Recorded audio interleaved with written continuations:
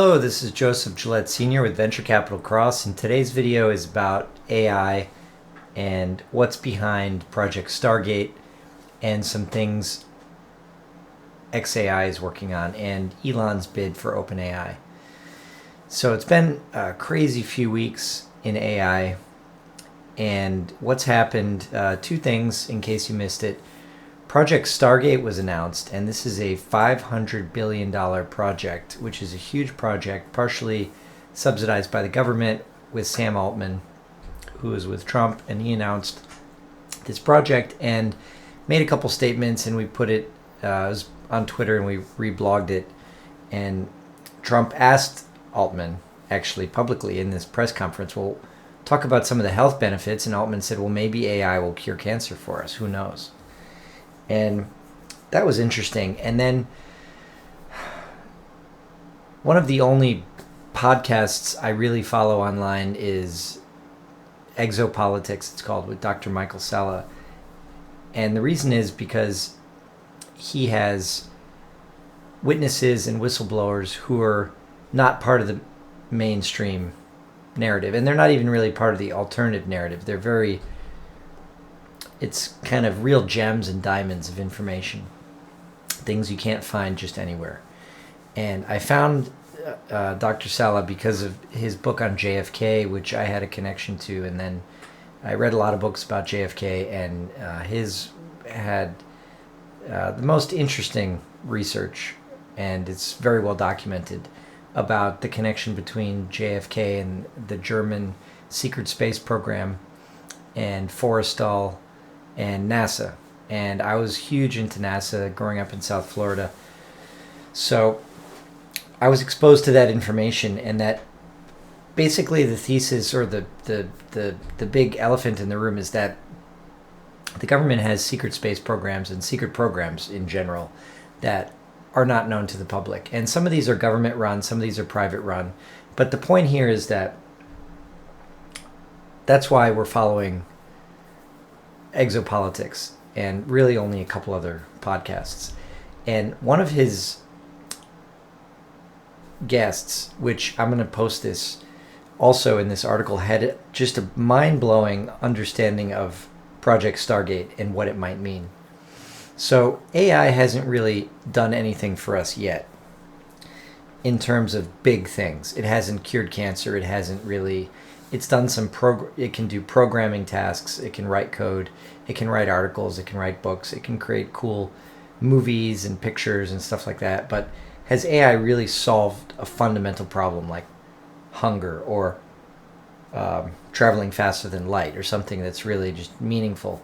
And the answer is no, or at least not that we know about. So there might be, in the context of this secret programs thesis, there might be a public AI and a private AI, but we're not even going to get into that. But Project Stargate, they announced publicly. So what's really going on here? So I think a couple of things. One,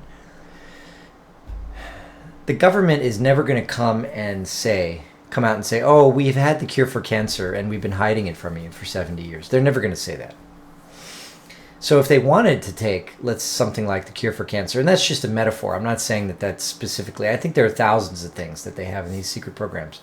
The point is, if they're going to take those things and give them to the public, it needs to be drip-fed through big corporations like OpenAI, like SpaceX, like Microsoft, different technology companies that already have retail consumer interfaces, whatever they may be. And so there's a couple things going on with Project Stargate. One is, I think it's this white worlding, or this process of bringing this secret technology to public. So what can happen is Project Stargate can say, oh, we have a cure for cancer, and AI developed it, and they can show how AI developed it, and they can provide the tools of the AI scientists that created the prompt. And then maybe the AI told them, well, do this and do that and mix this chemical with that chemical, and boom, you have a cure for cancer. So there's a way they can sort of document it, like it came from humans. It wasn't reverse engineered from something. It was actually created by OpenAI or SpaceX or Perplexity or Grok or whatever. So I think that's just brilliant. The second thing that's going on is I think that there might be maybe not a secret AI, but the public sees one thing, and then what's going on behind the scenes is something else. So if they are using AI, for example, in the military to create strategy or to solve problems, I mean, using the dark side, using AI to control the population, that's obvious and that's idiotic.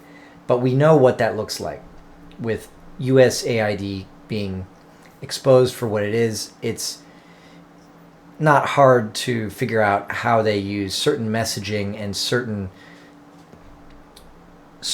strategies to control the population, and more importantly to have predetermined outcomes. So it's not, I mean, control is kind of a bucket term, but what they're looking for is problem, reaction, solution. So they're going to create a problem, have people react, and then present the solution. So they want to have predictable reactions. They don't want an event to happen, whatever that event may be, and then not know how the people are going to react.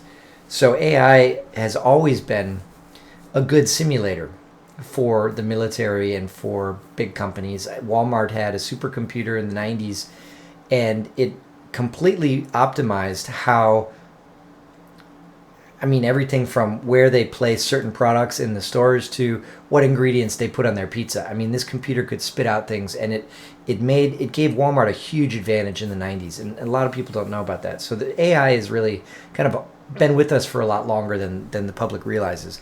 What's happened in the last few years is it's been a very public thing, like we're building an AI. So I think that there's something unusual there. It's not just a bubble.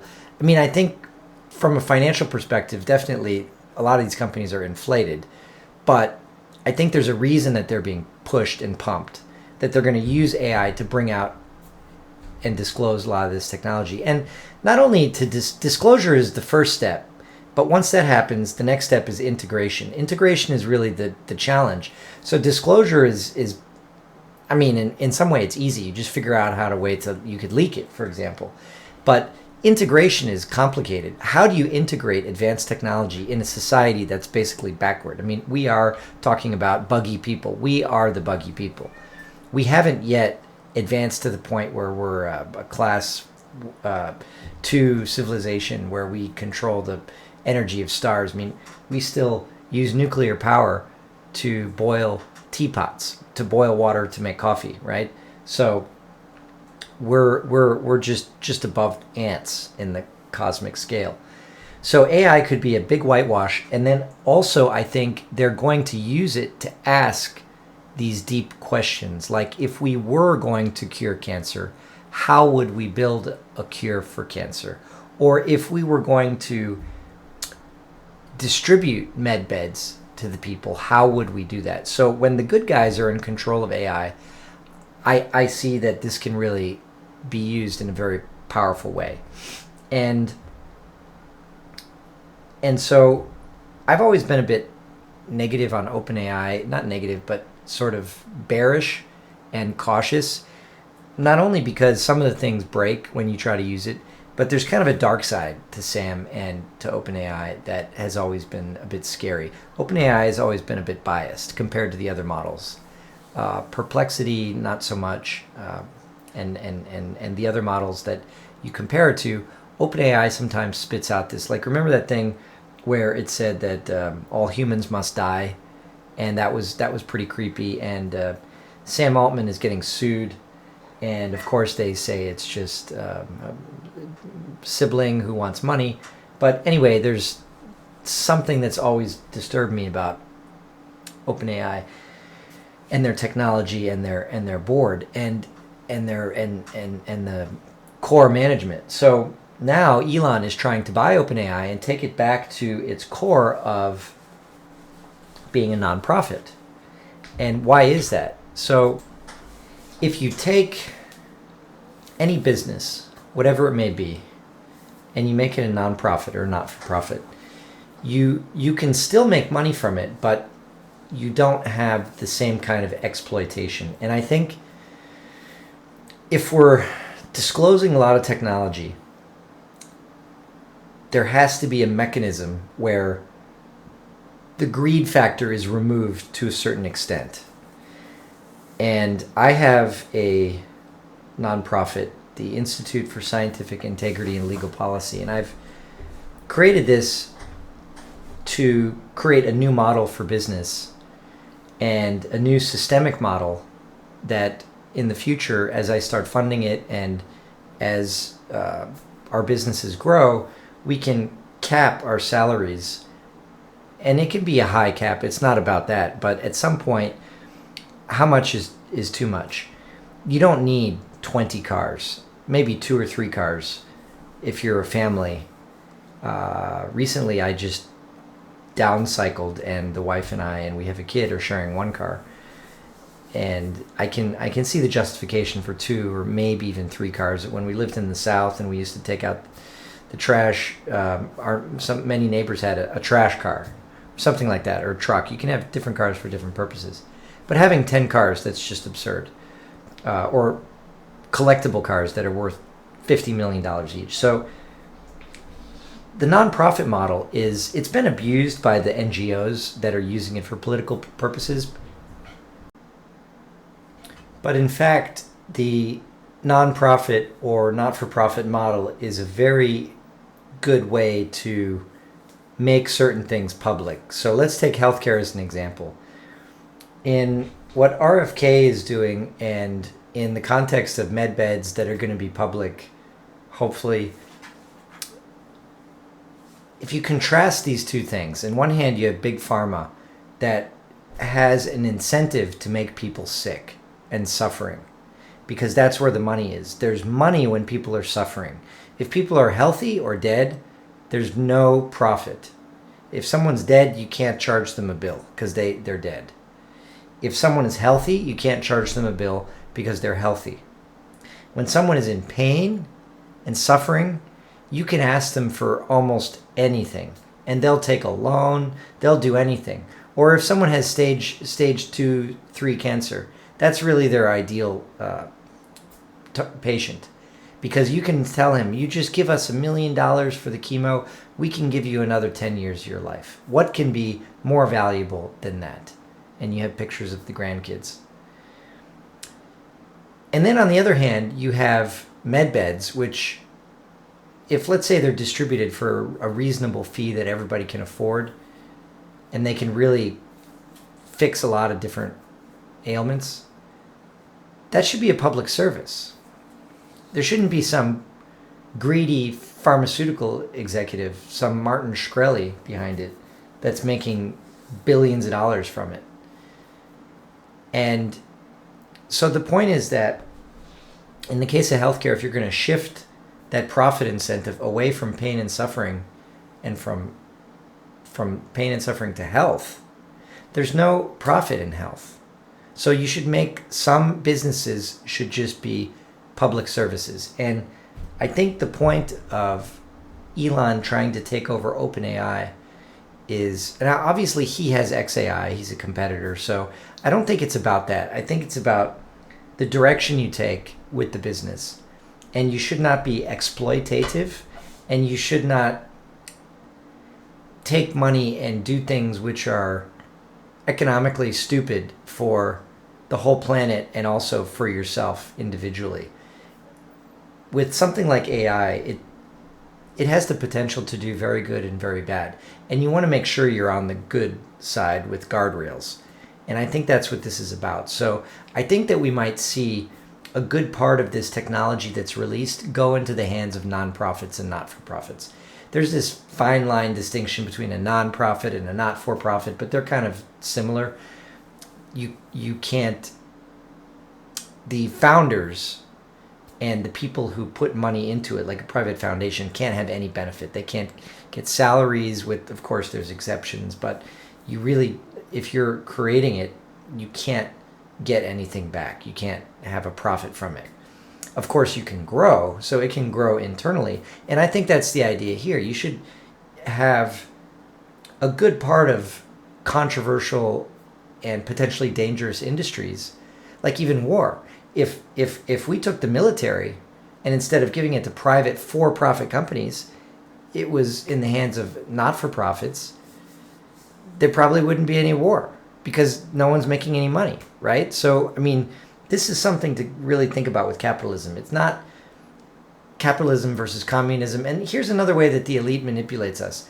By controlling a Hegelian dialectic of Coke versus Pepsi, communism versus capitalism, that's not the point. The point is that you can make money by making teddy bears or by making cruise missiles. And in one case, you're making people happy and giving them the warm and fuzzies. Maybe you make a child sleep good at night because he has a cozy teddy bear. And the other, you're blowing a child to little bits, and the parents are picking up their intestines. So where do people really want to make money? Is war really a way that we want to make money? I mean, there are no villains anymore. The whole thing with Russia is a total... I mean, it's like with COVID. They create COVID, then they sell you the vaccine. War is the same thing. They create a conflict, then the solution is we have to go to war. War never accomplished anything. There was never a war, including World War II, that really accomplished anything. The sides are, I mean, the wars are funded by the same people, basically. Like even since the Battle of Waterloo, for hundreds of years, maybe for thousands, we don't even know back that far, but for a long time, wars have been funded by the same bankers. They fund both sides, and then whichever side wins, then they know they're going to have a good profit from the winner, and the loser is going to be paying 30% debt for 50 years.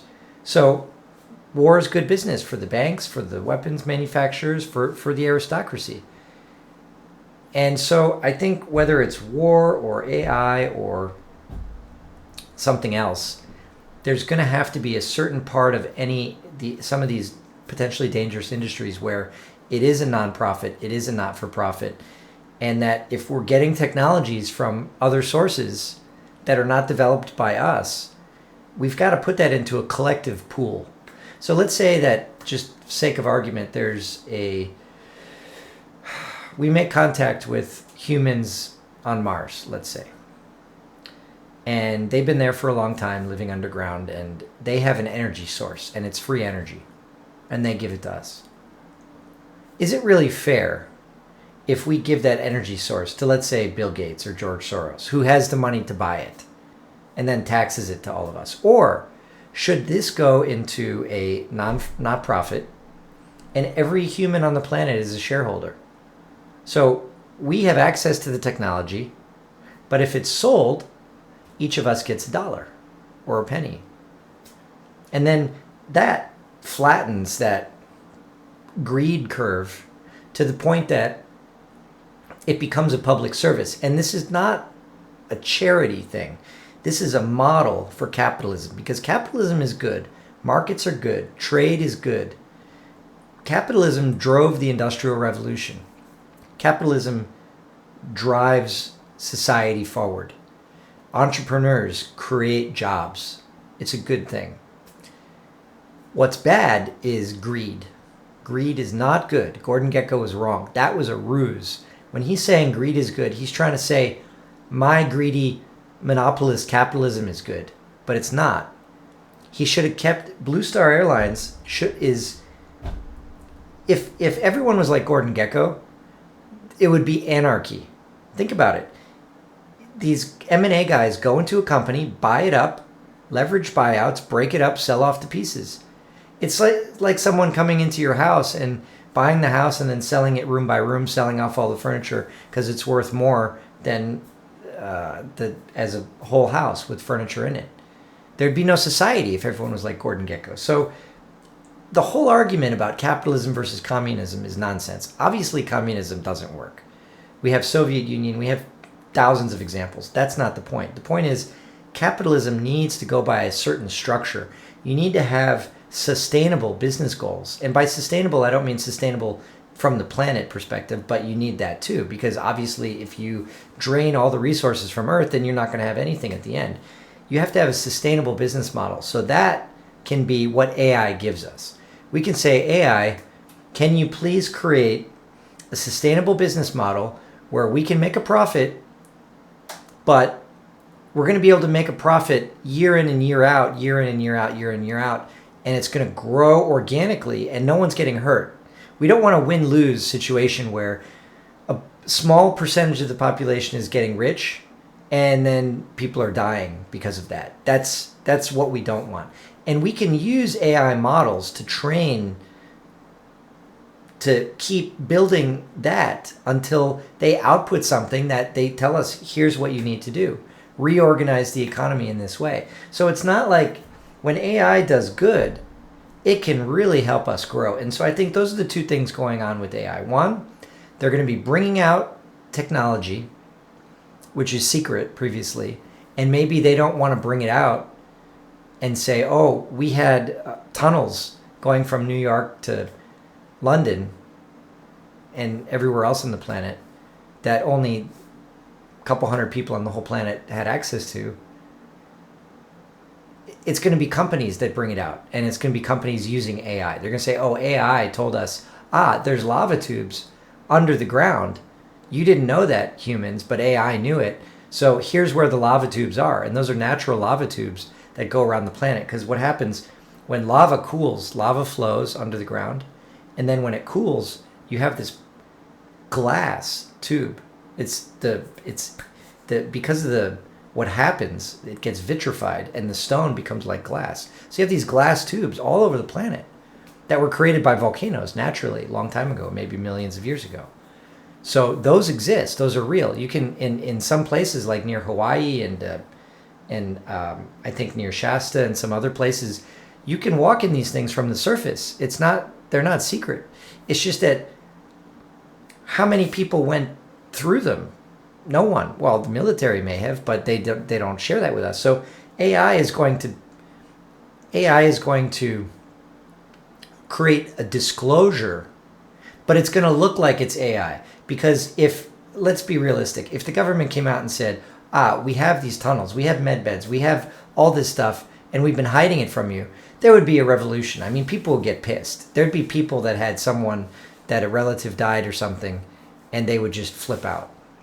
So I think this is a brilliant strategy. So that's why I think this is really an exciting time for business and for technology and for everyone, really, for the whole planet, because the disclosure's happening. You can't stop what's coming. That's their political thing with the white hats.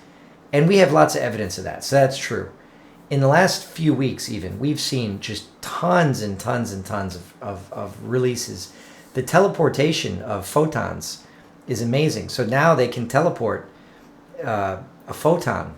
So why not something even larger? And probably they're doing it. Probably this is like the little bits and pieces of disclosure. But anyway, the point is that this is my take on AI, is that you've got these two things going on. And so this whole bit about Elon taking over OpenAI and making it a nonprofit, OpenAI may be a rogue. Sam may be a rogue.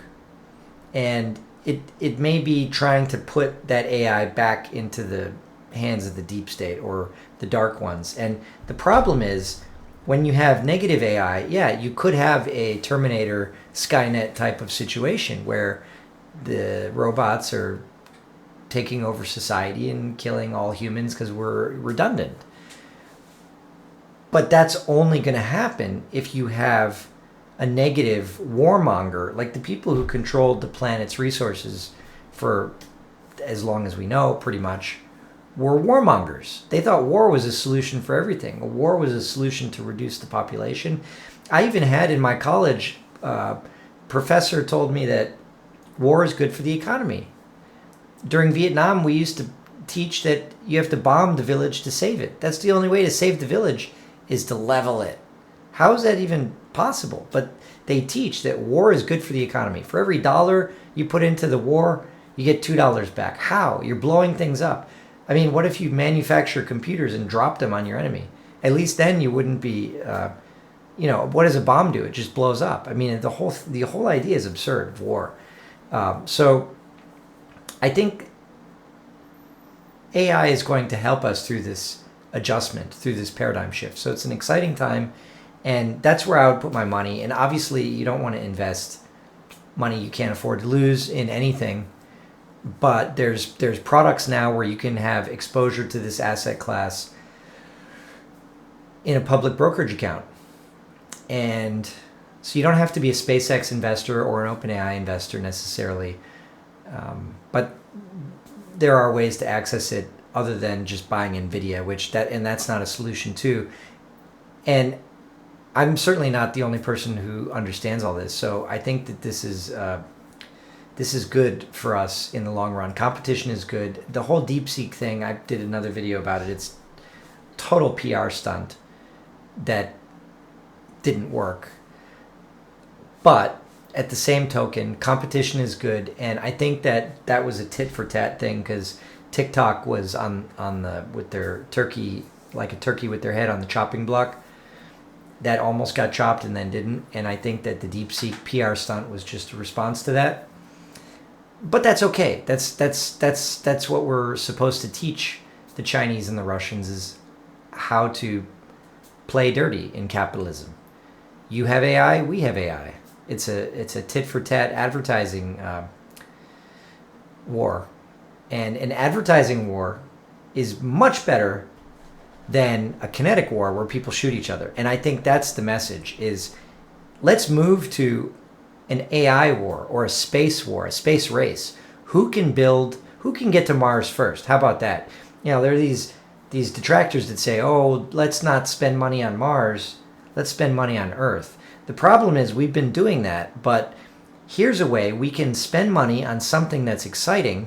We develop technology, and let's argue about it. Let's compete. Let's fight. Who can get to Mars first? Who can cure cancer? That's something that we can all rally behind, and that's going to unify the whole planet and the whole United States, and that's good. That's much better than saying, well, let's have George Bush and Putin meet in the desert, and they'll have a duel. And then you'll bring your tanks and I'll bring my tanks, and we'll blow each other up and see who's standing. I mean, that's the old model. So all this with AI, all this drama with DeepSeek, I think overall it's a good thing, and it's going to be an exciting time. So that's a long enough rant. Thank you for watching if you made it this long, and hope to see you later.